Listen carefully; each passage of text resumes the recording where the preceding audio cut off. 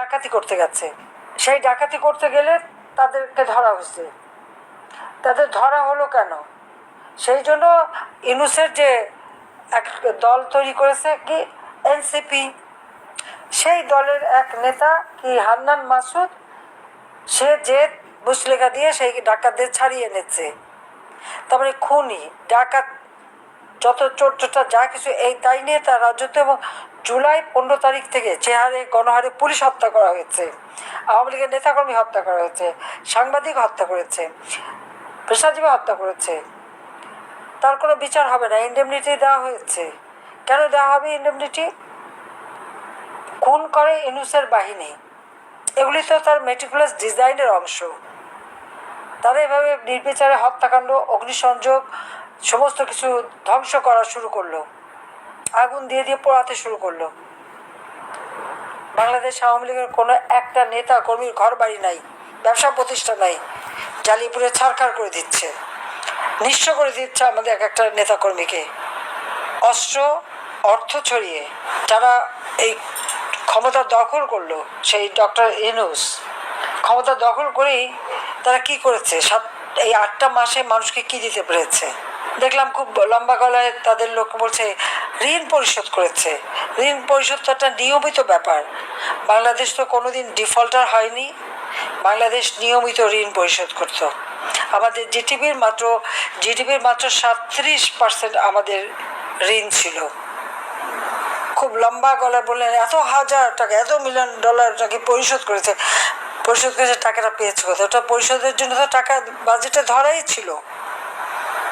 কিন্তু আমার প্রশ্ন হচ্ছে যে এই 8 মাস তো 1 পয়সাও দেয়নি, তো সেটা জমে গেছে না? তো বাজেটের টাকা কোথায় গেল? কি করলো সে টাকা? বয়স্ক ভাতা, বিধবা ভাতা থেকে শুরু করে 116টা সামাজিক নিরাপত্তা কর্মসূচি বন্ধ। কোনোদিন বাংলাদেশের কোনো দুর্যোগ দুর্বিপাকে কোনোদিন সে কোনো সহযোগিতা করেনি। গ্রামীণ ব্যাংকে তার 1 পয়সা বিনিয়োগ নাই, কিন্তু সারা বিশ্বে মিথ্যি বলে বেরিয়েছে এটা কি তার করা।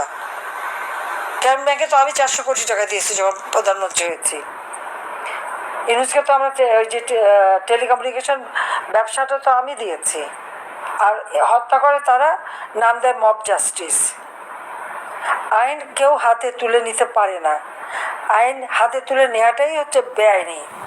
কেউ অপরাধ করে তাকে আইনের হাতে সোপর্দ করবে। পিটিয়ে হত্যা করা, লাঠি, সোটা, চাপাতি, অস্ত্র, চাইনিজ স্কোয়ার হাতে নিয়ে সে চিফ জাস্টিস থেকে শুরু করে জজ সাহেবদের পদত্যাগ করানো, একেবারে election commission, public service commission, মানবাধিকার কমিশন, তাদেরকে পদত্যাগ করানো, এটা কোন ধরনের জাস্টিস? পাবলিক তো যায় না ওখানে। এরা তো সব ইউনূসের ভাড়া করা লোক। ডক্টর ইউনূস ক্ষমতায় আসলেন, সব জঙ্গি এবং সন্ত্রাসী যাদেরকে গ্রেপ্তার করেছিলাম, বাংলাদেশকে জঙ্গি মুক্ত করেছিলাম, সবাইকে ছেড়ে দিল। মনে হয় যেন জঙ্গি মুক্ত করাটাই আমার একটা অপরাধ। আর সেই জন্য আমি এখন মানবাধিকার লঙ্ঘনকারী। আমি এখন আমার সারা বিশ্বব্যাপী আমার বিরুদ্ধে বলে বেড়াচ্ছে, কিন্তু কারোর চোখ নাই, দেখে না, কান নাই, শোনে না। মব জাস্টিসের নামে আর যেভাবে এই ধরনের মানুষ হত্যা করা, আর যে কেউ বাড়িতে ঢুকে যেতে পারে, গিয়ে সেখানে মারপিট, লুটপাট এবং অগ্নিসংযোগ, মানুষের জীবন নিয়ে, মানুষের মান সম্মান নিয়ে একটা নোংরা খেলায় নেমে গেছে এই সুদখোর খুনি। ওর তো লজ্জা শরম নেই, তার তো কোনো আইন মানা নিয়ম নাই। গ্রামীণ ব্যাংকের এমডি পদে 60 বছর বয়স পর্যন্ত থাকতে পারে। সে কি কোনো আইন মেনেছিল? মানে নাই না। 70 বছর পর্যন্ত সে থেকেই গেল। আবার তাকে যখন বাংলাদেশ ব্যাংকে থেকে বলা হলো যে এটা সম্পূর্ণ বেআইনি, আপনি থাকতে পারেন না, এমনকি আমাদের মুহিত সাহেব আর গরিজবি সাহেব তাকে অফার দিল যে আপনি গ্রামীণ ব্যাংকের অ্যাডভাইজার এমিরেটাস হন। না, এমডি থাকতে হবে। কেন? কারণ গ্রামীণ ব্যাংকে টাকাগুলি মারতে হবে। যে সারা জীবন গ্রামীণ ব্যাংকের সমস্ত টাকা মেরে খেয়েছে, যত ডোনার কান্ট্রি যত টাকা দিয়েছে, একটা টাকা গ্রামীণ ব্যাংকে যায় নাই। সেটা দিয়ে ইউনূস নতুন নতুন কোম্পানি খুলে ব্যবসা করেছে, কিন্তু একটা ব্যবসা প্রতিষ্ঠান লাভজনক করে নাই। কারণ লাভজনক করলে পরে ট্যাক্স দিতে হবে, লাভজনক হলে শ্রমিকরে তাদের কল্যাণ ফান্ডে টাকা দিতে হবে। এবং এই জন্য শ্রমিকরা যখন তার কোম্পানির শ্রমিক যখন দাবি করলো, তাদের কল্যাণ ফান্ডে টাকা চাইলো, তাদেরকে চাকরি থেকে বের করে দিল, তা মামলা করলো। আর সেই মামলায় ইউনূস কিন্তু মানে লেবার কোর্টে সাজাপ্রাপ্ত আসামি। তা তো লজ্জা হওয়া উচিত যে শ্রমিকের অর্থ আত্মসাৎ করে সে সাজাপ্রাপ্ত আসামি। সেই আসামি এখন বাংলাদেশের ক্ষমতায় বসে আছে। এবং আমি জানি না সারা দেশের মানুষের কী চোখ, অনেকে তো আবার ইউনূস এসেছে ক্ষমতায় বিগলিত হয়ে পড়লো, কিন্তু ইউনূসের বীভৎস চেহারাটা, এবং সে তো চরমভাবে অকৃতজ্ঞ, চরমভাবে স্বার্থপর এবং লোভী। তার ওই লোভের যে মানে একেবারে সেই রাক্ষসে ক্ষুধার জিব্বা লক লক করা, এটা তো মানুষ দেখেনি। মুখে খুব ভালো ভালো মিষ্টি মিষ্টি চেহারা দেখিয়ে যেন কিছুও জানে না, ভাজা মাছটা উল্টে খেতে পারে না, কিন্তু তার ভিতরে যে কত বড় একটা শয়তানি, সেটা তো আজকে মানুষের কাছে স্পষ্ট হয়ে গেছে যে কি না পারে। তার নিষ্ঠুরতা, তার হত্যাকাণ্ড ঘটানো, 15ই জুলাই থেকে যত হত্যাকাণ্ড ঘটেছে সবগুলি হচ্ছে তার মেটিকুলাস ডিজাইনের অংশ। ওই হত্যা আমরা করি নাই। আগুন দিয়ে পুড়িয়ে পুড়িয়ে সমস্ত পুলিশ স্টেশনগুলি, 560টি পুলিশ স্টেশন আগুন দিয়ে পুড়িয়েছে, পুলিশদের পুড়িয়ে পুড়িয়ে হত্যা করেছে, পিটিয়ে হত্যা করে পা বেঁধে ঝুলিয়েছে, আওয়ামী লীগের নেতাকর্মীকে মেরে পা বেঁধে ঝুলিয়েছে। আর মামলা হয়েছে কার বিরুদ্ধে? আওয়ামী লীগ নেতাকর্মীদের বিরুদ্ধে। যারা নির্যাতিত তাদের বিরুদ্ধেই মামলা, আর যারা নির্যাতনকারী তাদেরকে ইনডেমনিটি দেওয়া হয়েছে। একটা নাগরিক, তার প্রায় 54টা কোম্পানি, তার মধ্যে অন্তত 48টা কোম্পানির হিসাবই তো আছে যে একটা ট্যাক্স কোনোদিন সে দেয়নি। আবার গ্রামীণ ব্যাংক, সে এখন গ্রামীণ ব্যাংকের কে? সে তো এমডি চাকরি করতো, তার চাকরি চলে গেছে, সে এখন গ্রামীণ ব্যাংকে খবরদারি করে কেন? সেটাকে সে দখল করেছে। দখল শুধু না, এখন আবার এটাকে সরকারি যে অংশ 25 ভাগ, সেটাকে কমিয়ে 5 ভাগে দিয়ে দিয়েছে, সেটা সম্পূর্ণ আত্মসাৎ করা। এবং শুধু তাই না, আবার 5 বছর পর্যন্ত ট্যাক্সও মাপ। আর তার নিজের ট্যাক্স হাজার হাজার কোটি টাকা তার কাছে পাওনা। 666 কোটি টাকার যে মামলাটা রায় হওয়ার কথা 6 আগস্ট, সে 5ই আগস্ট এমন একটা সন্ত্রাসী তাণ্ডব শুরু করলো, মানুষ খুন করা শুরু করলো, ওই জঙ্গি হামলা শুরু করলো।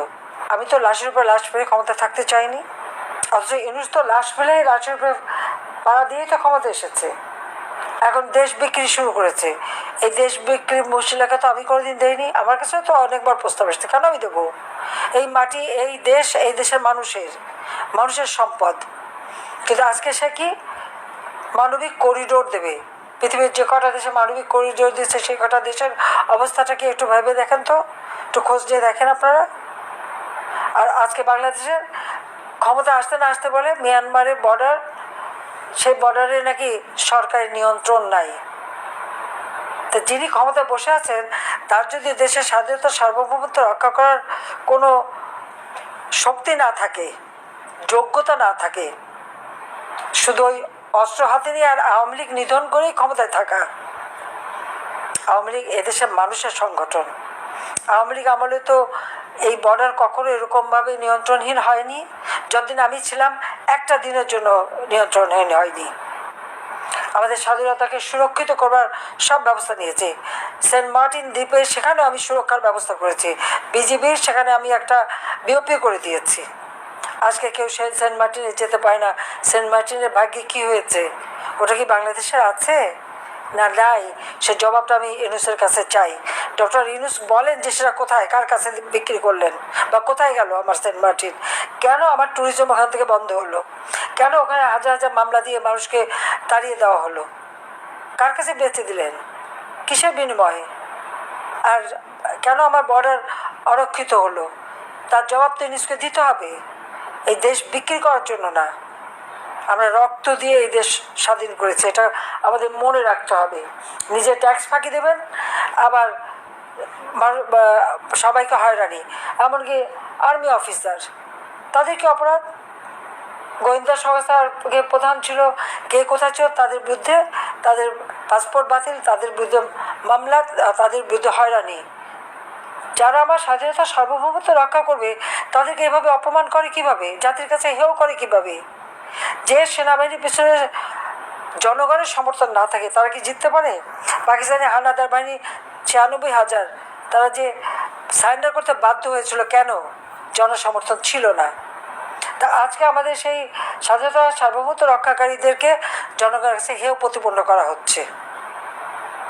আইন শৃঙ্খলা রক্ষাকারী সংস্থা, তাদেরকে নির্বাচনে হত্যা করা যায়, বিচার হয় না, ইন্ডেমনিটি দেওয়া হয় এবং তাদের পুরস্কার করা হয়। আর দুর্নীতির কথা, আমাদের দুর্নীতি খোঁজেন, আমার অর্থ খোঁজেন, সম্পদ খোঁজেন, খোঁজ করেন। তার বাপরাও তো খোঁজ করেছে, পায়নি তো? ওয়ার্ল্ড ব্যাংক খোঁজ করেছে।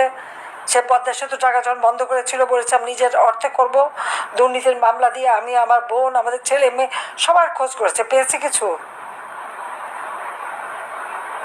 কানাডা ফেডারেল কোর্টে মামলা করেছিল, সেই কোর্টে বলেছিল ওয়ার্ল্ড ব্যাংকের সমস্ত অভিযোগ ভুয়া, মিথ্যা, এবং সব ইন্ডাস্ট্রির জন্যই হয়েছে। এটা আমরা নিজের অর্থে পদ্মা সেতু করেছি। আজকে যে পদ্মা সেতু সে ভাঙতে গেছে, আবার তারা উপদেষ্টা বলেন পদ্মা সেতু করে নাকি সব উপন্যাস হয়ে গেছে।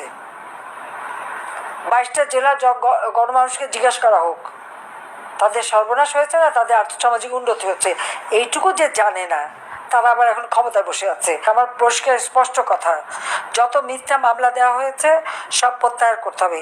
আওয়ামী লীগের 1 লক্ষের উপর নেতাকর্মী আজকে কারাগারে বন্দী, তাদের সবাইকে মুক্তি দিতে হবে।